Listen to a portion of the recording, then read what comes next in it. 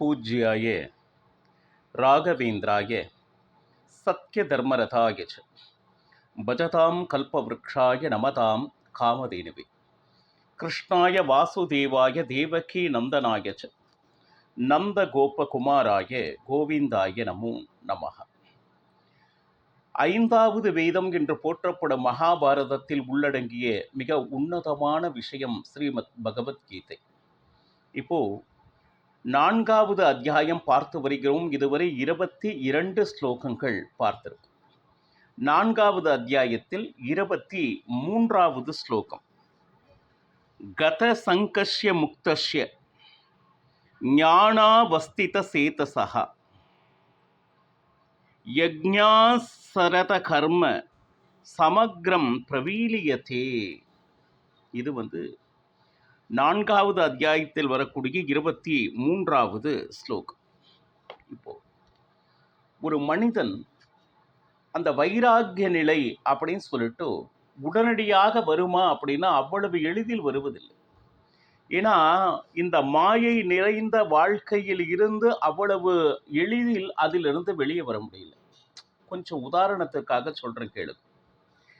திடீர்னு கண்களை மூடிக்கொண்டு இருக்கிறீர்கள், அந்த தியானத்துல திடீர்னு சுவாமி எதிரே வந்து நின்றார். சரி, அப்போ ஏதோ ஜென்ம ஜென்மாந்திரம் செய்த புண்ணியத்தின் பலராக இறைவனே அழைக்கிறார், வா பக்தா, நாம் சென்று விடலாம், வைகுண்டத்திற்கு வா அப்படின்னு அழைக்கிறார். அப்போ சாமானிய மனிதனுடைய நிலை என்னவாக இருக்கும்? சுவாமி, நான் இப்ப வரல, எனக்கு இன்னும் நிறைய கடமைகள் பாக்கி இருக்கிறது, என் பொண்ணுக்கு கல்யாணம் பண்ணணும், வீடு கட்டின்னு இருக்கேன், அது பாதியிலேயே இருக்கு. இப்படி ஏதோ ஒரு விஷயத்தில் நானே இருந்து செய்தே ஆக வேண்டும் என்கின்ற ஒரு நிலையினை தானாக மனதில் போட்டுக்கொண்டு பகவானே நேரிடையே வந்த போதும் அவன் அழைத்த போதும் அவனோடு செல்லும் பக்குவம் எந்த பக்தருக்கும் அவ்வளவு எளிதில் வந்து விடுவது. இது எப்படி அப்படின்னா, அன்றைய வாழ்வை வாழ்ந்து விட்டு இன்று என்ன சொல்லுது, எனக்கு முடிவாக இருந்தாலும் அதை நான் ஏற்றுக்கொள்ளும் பக்குவம் என்னிடம் இருக்கிறது அப்படின்னு சொல்லிட்டு ஒவ்வொரு நாளையும் நாம் வாழ கற்றுக்கொள்ள வேண்டும். என்னன்னா, கூடுமானவரை நம் செய்கின்ற தவறு, சென்ற வருடங்களில் நான் இதை செய்தேன் அதை செய்தேன் என்று பெருமை போற்றும் விதமாக அதை கூறிக்கொண்டே சிலர் இன்னும் 5 ஆண்டுகளில் நான் இதை செய்து விடுவேன் அதை செய்து விடுவேன் என்று எதிர்காலத்தில் அவர்களுடைய லட்சியங்களை பேசிக்கொண்டே சிலர். இதை பேசுவது தவறா அப்படின்னா பாருங்க, இறந்த காலத்தை பேசுவதாலோ எதிர்காலத்தை பற்றி பேசிக்கொண்டு இருக்கும் பொழுது ஒரு முக்கியமான விஷயம், நிகழ்காலத்தை தவற விட்டு விடுகிறீர்கள் என்பது தானே உண்மை. இன்று இறைவன் கொடுத்திருக்கிறான், இன்று எப்படி வாழ்வது, இதில் எப்படி என்னுடைய சாதனையை செய்திருப்பது, இந்த தேகம் சாதனைக்காக கொடுக்கப்பட்டதே, அதை எப்படி பக்குவப்படுத்துவது, இதுதானே நம்மளுடைய நினைவில் இருக்க வேண்டும். அப்ப என்னாச்சு, அவ்வளவு எளிதில் அந்த மனதில் பற்றற்ற நிலை அப்படிங்கிற ஒரு விஷயம், வைராக்கிய நிலை அப்படின்னு சொல்லிட்டு வர்றது கஷ்டம். ஆனா ஒருவேளை பயிற்சி பெற்று ஆன்மீகத்தில் பகவானுடைய உணர்வில் அவன் செய்கின்ற பூஜைகளில் அவனுடைய மகிமை கேட்பதில் அவனை பாடுவதில் இந்த ஜடத்தின் மூலமாக கிடைக்கக்கூடிய அத்தனை விதமான இன்பங்களும் அதன் மூலமாக கிடைக்கக்கூடிய அனைத்து விஷயங்களிலும் இருக்கின்ற அந்த ஆசைகளை எவன் ஒருவனால் துறக்க முடிகிறதோ, ஆசைகளை துறக்கும் பொழுதே அவனுக்கு ஞானம் என்கின்ற ஒளி இறைவன் கொடுத்து விடுகிறான். ஆசையை மறந்து ஞானத்தை பெற்றவன் எவனோ அவன் மிக உன்னத நிலை அப்படின்னு சொல்லிட்டா, இதற்கு மேல் ஒரு நிலை இல்லை, அவ்வளவுதான். வாழ்க்கையில் பிறந்ததற்கு ஒருவன் எட்ட வேண்டிய நிலை எதுவோ அதை எட்டி ஆயிற்று. இதற்கு மேல் ஒரு தூரம் இருக்கிறதா என்றால் இல்லை. இந்த 2 விஷயம் எப்படின்னா, பற்றற்று ஞானம் பெற்று உன்னத நிலையை அடைவது. இதை விட்டு லைஃப்ல ஆட்டிடியூட் அல்லது கோல் அப்படின்னு சொல்லிட்டு மற்றொன்று இல்லை. ஏன்னா பெரும்பாலும் கோல் ஆட்டிடியூட் அப்படிங்கிறது இந்த லௌகீக வாழ்க்கையில என் குழந்தைய படிக்க வச்சிடணும், நான் இந்த வீடை கட்டிடணும். கொஞ்சம் நினைச்சு பாருங்க, இது எதுவுமே உன் கூடவே வரப்போகுது. அனைத்தையும் நீ இங்கேதான் விட்டு செல்ல போகிறாய். அப்போ இதற்காக உன்னுடைய நேரத்தை முழுமையாக செலவழித்து விட்டு கடைசியில் இந்த ஆத்மாவிற்காக செய்ய வேண்டிய வேலையை மறந்து எதற்காக வந்தோம் என்கின்ற சிந்தனை சிறிதும் இன்றி வாழ்வதனால் ஏது பயன் என்று நம்மளுடைய ஞான கண்ணை திறக்க முற்படுகிறார் கீதாச்சாரியார். 4வது அத்தியாயத்தில் அடுத்து 24வது ஸ்லோகம். பிரம்மார்ப்பணம் பிரம்மஹவிர் பிரம்மாக்னோ பிரம்மணா சுதம் பிரம்மைவ தேன கந்தவ்வம் பிரம்ம கர்ம சமாதினா. இது 4வது அத்தியாயத்தில் இருக்கிற 24வது ஸ்லோகம். சரி, எப்பொழுது பகவானை அடைய வேண்டும் என்கின்ற ஒரு ஆசையினை மனதில் இருத்தி கொண்டு அதற்காக முயற்சி செய்பவன், தியானத்தை கையில் எடுத்துக்கொண்டு நினைவில் பகவானையே நினைத்து கொண்டு இருக்கக்கூடிய ஒருவன் நிச்சயமாக அவன் ஆன்மீக உலகை அடைவான். அதாவது சாலோக்கியம் அப்படின்னா பகவானுடைய லோகத்தை அடைவான். சாலோக்கியம்னா பகவான் எந்த லோகத்தில் இருக்கிறானோ அந்த லோகத்திலே நாமும் வசிக்கக்கூடிய பாக்கியம் நமக்கு கிடைக்கும். இப்போ பகவானுடைய லோகத்திற்கு எப்படி போவது அப்படின்னா அதனுடைய வழியை இந்த இடத்துல கீதாச்சாரியான் அழகாக விளக்கி விடுகிறார். இந்த பொருள் மேலே இருக்கக்கூடிய அந்த பற்றினை விற்று ஞானத்தை பெற்று பகவானுடைய உணர்விலே யார் ஒருவன் தியானத்தில் இருக்கிறானோ அவன் எந்த காலத்திலும் நிச்சயமாக பகவானுடைய லோகத்தை அடைந்தே தீருவான் என்று பகவான் கிருஷ்ணனுடைய வார்த்தை. சரி, ஏன்னா அவன் மனம் முழுக்க எப்படி இருக்கும் அப்படின்னு கேட்டீங்கன்னா, இதற்காகத்தான் என்னுடைய வாழ்க்கை என்பதனை தீர்மானித்து காலை முதல் மாலை வரை தான் செய்கின்ற அனைத்து வேலைகளையும் பகவான் கிருஷ்ணனுக்காக என்கின்ற நினைவு நிலை, அத்தனையும் பகவானுக்காகவே அர்ப்பணம் செய்கின்ற மனோநிலை உடையவன் தான் இந்த காரியத்தை செய்யும். அப்படின்னா என்னால் இந்த உலகத்தில் ஆவது என்பது எதுவுமே இல்லை, எல்லாமே சரணாகதி தத்துவம், அவனன்றி இந்த உலகத்தில் அணுவும் அசையாது என்று வார்த்தையால் சொல்லாமல் அதை அனுபவத்தினால் உணர்ந்து, அப்போ நிச்சயமாக இந்த பயிற்சியை யார் ஒருவன் மேற்கொள்கிறானோ அவன் நிச்சயமாக பகவானுடைய உலகத்தை அடைவான் என்பதில் எல்லளவும் ஐயமில்லை. அது மட்டுமா அப்படின்னா,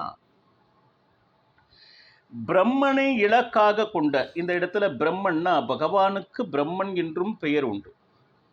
இந்த செயல்கள் பாருங்க, தான் செய்கின்ற அனைத்து செயல்களும் அவனால் ஆனது என்று அவனுக்கே அர்ப்பணிப்பது. கொஞ்சம் பாருங்க, காலை முதல் இரவு வரை நாம் செய்ததாக பல விஷயங்கள் செய்து கொண்டிருக்கிறோம். நான் குளித்தேன், நான் பூஜை செய்தேன், நான் அர்ச்சனை செய்தேன் அப்படின்னு எல்லா விஷயத்திலும் நான் நான் நான். அந்த நான் யார் அப்படின்னா, யாரோ ஒருவர் உள்கிருந்து இந்த சக்தியை கொடுக்காவிடில் இந்த காரியத்தை நம்மால் செய்ய முடியுமா என்கின்ற சிந்தனை கடைசி வரையிலும் வருவதில்லை. அவன் கொடுக்கின்ற சக்தியினால் இந்த காரியத்தை நாம் செய்கிறோம். அதனால் அந்த காரியத்திலும் சரி, அந்த காரியத்தின் மூலமாக விளைகின்ற பலன்களுக்கும் எந்த சம்பந்தமும் நமக்கும் இல்லை. என்னுள் இருந்து அதை அவன் செய்வித்துக் கொள்கிறான், அந்த பலனுக்கும் அவனே பொறுப்பாகிறான். இந்த ஒரு சிந்தனை அந்த பக்தனுடைய மனதில் ஆழ பதிந்து விடுகிறது அர்ஜுனா அப்படின்னு சொல்லிட்டு, ஒரு உன்னத நிலை அடைந்த ஒரு பக்தன் எப்படி இருப்பான், அவனுடைய மனோநிலை எப்படி இருக்கும் என்பதை அற்புதமாக சித்தரித்து கொண்டு இருக்கிறார். அடுத்த ஸ்லோகம் 25வது ஸ்லோகம். தெய்வம் ஏவா பரே யஜ்ஞம் யோகின பர்யுபாசதே பிரம்மாக்னௌ அபரே யஜ்ஞம் யஜ்ஞேனைவோ பகுத்வதே. இது பாரு, ஒவ்வொருவரும் பகவானை ஒவ்வொரு விதமாக அடைவதற்கு உண்டான முயற்சியை மேற்கொள்கிறார். பிரகலாதன் சொல்லும் பொழுது எல்லாருமே ஒரே மார்க்கத்தை தேர்ந்தெடுப்பதில்லை.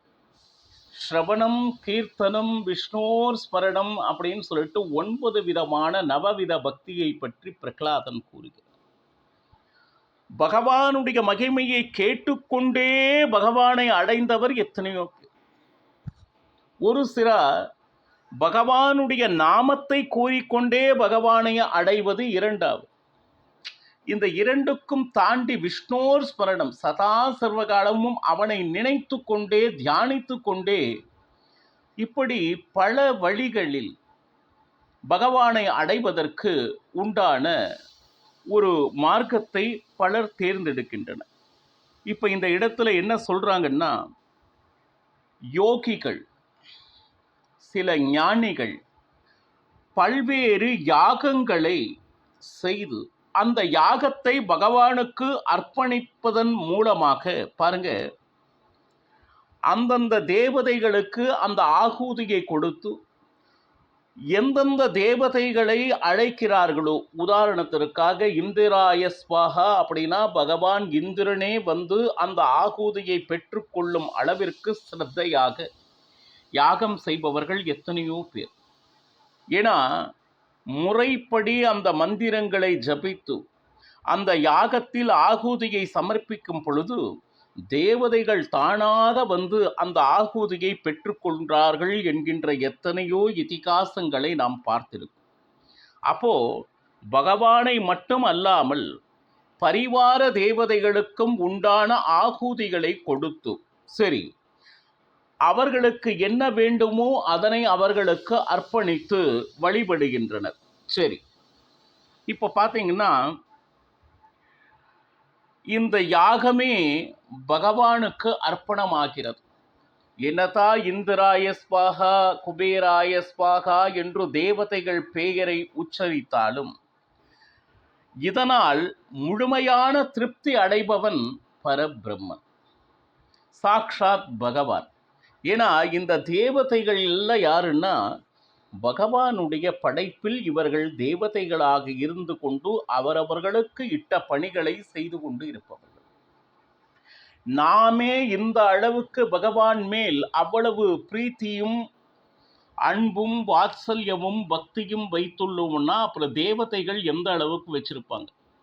அப்ப தேவதைகளை மகிழ்விக்கும் பொழுது நிச்சயமாக அதை பகவானும் ஏற்றுக்கொண்டு என்ன சொல்லுது, நம்மை மறுபடியும் அவனுடைய லோகத்திற்கு கூட்டி செல்வான் அப்படின்னு சொல்லிட்டு அதில் ஏதாவது சந்தேகமும் இருக்கின்றதா அர்ஜுனா அப்படின்னு சொல்லிட்டு இந்த ஸ்லோகம் மூலமாக கூறுகின்றனர். அடுத்த ஸ்லோகம் 26. ஸ்ரோத்ராதீனீந்திரியான் கங்கே சம்யமாக்னிஷு ஜுவதி சப்தாதீன் விஷயான் அன்ய இந்திரியாக்னிஷ ஜுவதி. பாரு, நீங்க இந்த உலகத்தில் எதை அடக்கினாலும் இந்த மனதை அடக்குவது என்பது மிக மிக மிக மிக கடினமான காரியம். இந்த மனக்கட்டுப்பாடு அப்படின்னு ஒன்று சொல்லுவாங்க பார்த்தீங்களா, அது அவ்வளவு எளிதில். ஏன்னா நாம் ஏதோ தியானத்தில் அமர வேண்டும் என்றுதான் மனதில் நினைத்து கொண்டு அமர்வு. ஆனால் மனமானது என்ன செய்யும்னா எங்கெங்கோ எங்கெங்கோ எங்கெங்கோ சுற்ற ஆரம்பிக்கும்.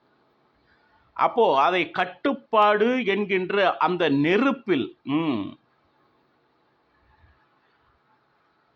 தியானிகள் என்ன செய்கிறாங்க, பகவானுடைய எண்ணத்தை மேலும் மேலும் மேலும் மேலும் ஜபித்து மனதில் வருகின்ற அந்த கலகங்களை நெருப்பில் இட்டு பஸ்மமாக்கின்றன.